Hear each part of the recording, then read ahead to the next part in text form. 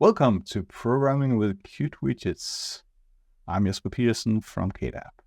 In the previous episode, we started our Backstage tour where we saw what signals and slots and Q_object and emit that they were defiance and what they were actually defiance for. And we stopped just when we were about to learn about QMetaObject. So let's get started.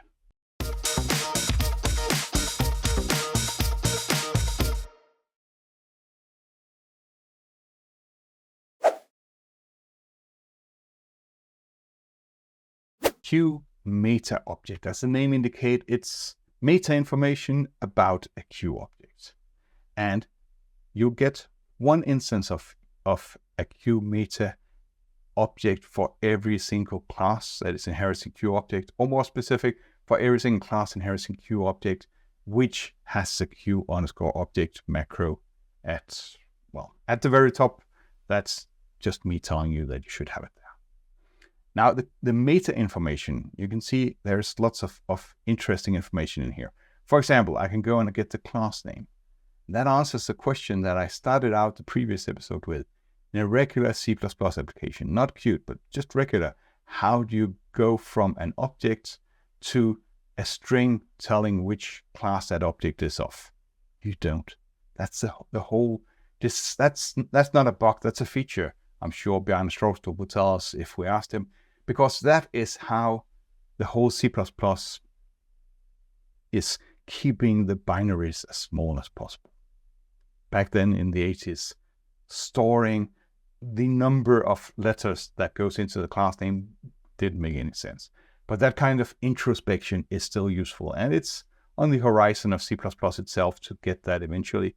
And today it is possible if you just add the Q_object macro to your class. And we'll see a bit later why that is interesting. But let's look at a bit more in here. We'll see that given a name, a const char pointer of a slot, given a string that represents a slot, I can go to an integer, and that's the index here. And given that index, I can go from property, where are you, method of a given index. So I can go from that index to a meta method, and the meta method has methods for actually invoking that. So given a string, I can now invoke that method. And that was, of course, super much needed in the Qt 4 days when we had the SignalSlot mechanism with just strings inside the signal macro and inside the slot macro. It's still needed in many different cases. So if you, for example, look at QRemoteObject, which is a way of invoking a method where you have two objects in two separate applications, and then you can, on one object, you can actually over here call a slot that will then get invoked over here, and there across the wire is just the name of that slot over here. So that's another use case of the meta object information. Okay, with all that knowledge in place, it should be possible for us to answer the question of, is the event loop involved in a SignalSlot emission? So for that, let me debug my application now. You see I have a breakpoint here in the A slot, and it's a push button. When I click that one, it emits a signal that goes into this one. And what I'd like to do is go up here. So I'm back at call stack level 8 in my 9 in my application, and that is the line of code where I emit the signal from my emitter. So now we'll walk down the stack towards where the slot was executed and see if we find any place where actually already now, if the event loop was involved, which it isn't, we would not be able to go up to the place where the signal was emitted, because at the place where the signal was emitted, we would have taken the parameter, marshaled them, put them in the event loop, and then later on when the event, or in the event queue, and later on when the event loop was running around, it would take one of those packages out and say, okay, that's a slot emission. And you think that, hey, Jesper, that sounds like you have thought this really well through. Yes, I have, because there is a situation where the event loop is involved. Remember, I told you SignalSlot, you should think of these 4 fingers. Who is emitting the signal? Which signal? Who is implementing the slot? Which slot? But as any good magicians, blink, now there was 5, because there is actually a default 5th parameter to SignalSlot. And the 5th parameter is what kind of SignalSlot connection do we want? And there we can have and the default actually is auto, which means that if multi-thread is involved, and if we are running on 2 different threads, then the signal will be marshaled down, put in the event queue of the object of the thread where the object lives, and then it will be eventually taken out and be executed. And there is actually a bit of multi-threading in Qt presented by my coworker David Four that tells you more details about that. Okay, back to our debugging. I had a breakpoint in the slot, and I've gone all the way up the stack to where my signal was emitted. Let's try and go down. So we know by now that emit is nothing. It just goes away. So I'm just calling a function called aSignal. But where was that function implemented? Well, let's see if I go down. mock_myEmitter.cpp. So that is in the code that was generated by mock when reading the class. And in here you also notice that it says activate and then a 0 here. And let's go up and look for a signal. So this is, and it's getting more and more complex for every Qt version because they try very hard to make Q_objects, the additional of Q_object to be as small as possible. So you can see here that now we have something that has a signal here as the first step. And then down here we have another signal. And when I go and search further down, you'll notice that, go further down, that a signal, that was likely the first here. And down here we have 1 for another signal. That's the signal that we have up here. So that is the index of that signal that's being put in here. But let's go down, activate it or activate. That's this method here. It takes this meta object here, and it takes this, hard to see, go away. There we are, int local signal index. So that's the index. So that's 0, 1, whatever it's taking in here. Going further down, now we get into the do activate, which is a rather large method here, and it's long. And I will not go through all the details of this one, but what you will notice in here is that it's asking, I am just here, callback enable. Come on, give me something that makes it smell. Here, QThread. So QThread current thread ID. So this is where it looks for whether the signal, the object emitting signal is on the same or a different thread than the slot, the object implementing the slot. But we go further down, and eventually we get down to the piece of the code where we know that we are on the same thread. So it's just about getting executed. And I just go and get my debug information here back in. I'm going 1 level up.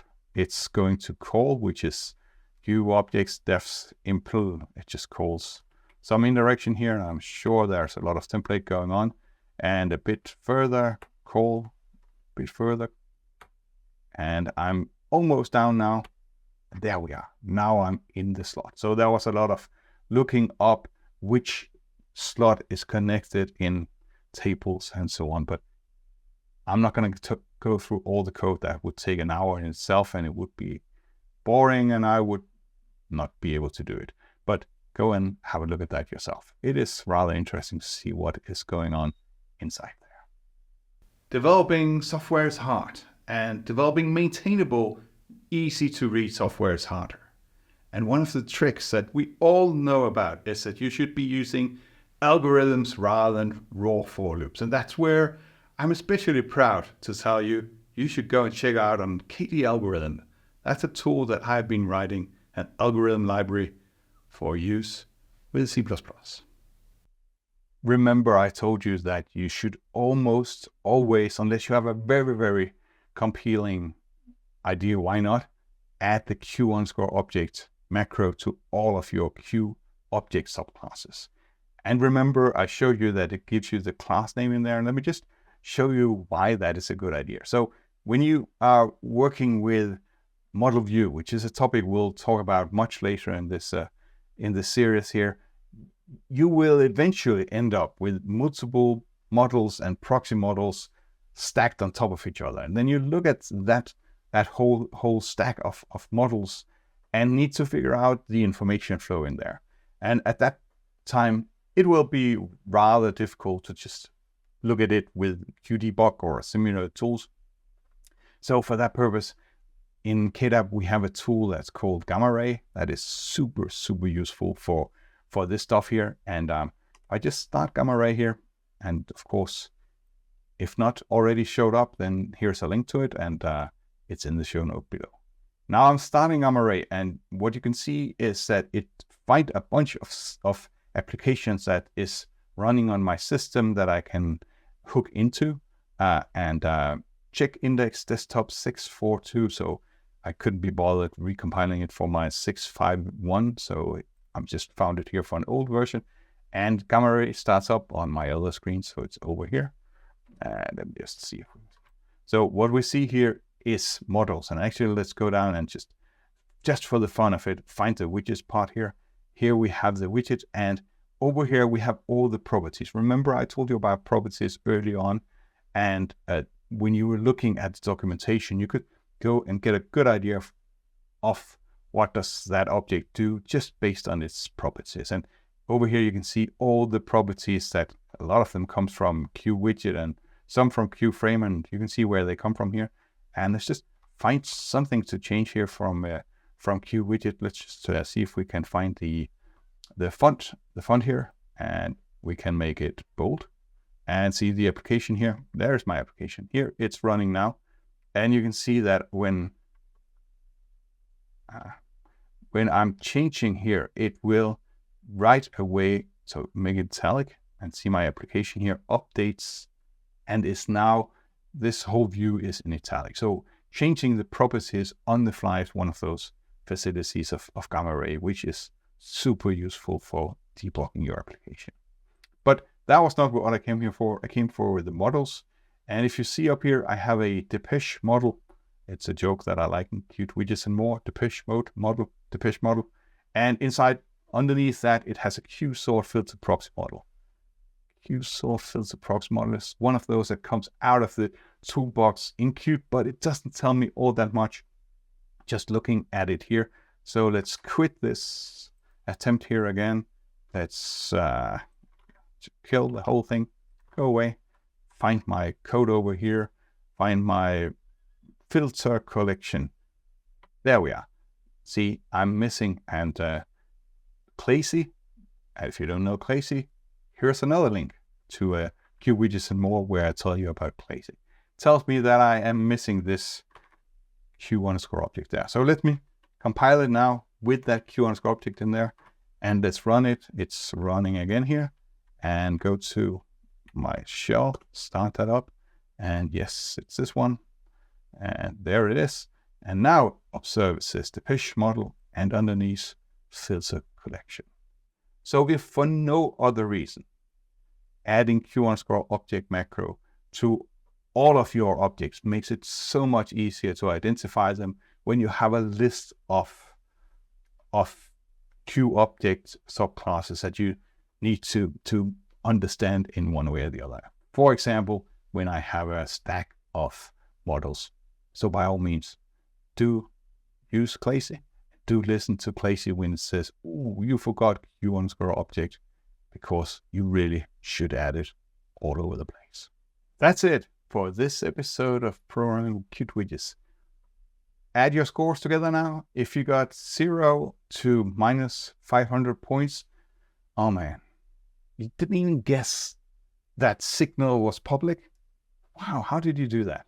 Well, if you got between 0 and 200 points, then you are qualified for signing up for training with me, going in many details on whatever exactly is of your interest in this series here. So this, what you've been watching here, And what you're going to watch for the many weeks to come, I'm sure, is one take on programming with Qt Widgets. First of all, we have many other classes in KDAB that could be of interest to you. But even if you watched all of this, I will bet you that it will be a good recap for you to do a live in-person training where you bring me or one of my coworkers to your company. And we also go through a lot of exercises, which is the part that we've skipped here in this YouTube training. Anyway, I hope to see you, if nothing else, then in the next episode where we'll talk about event filters.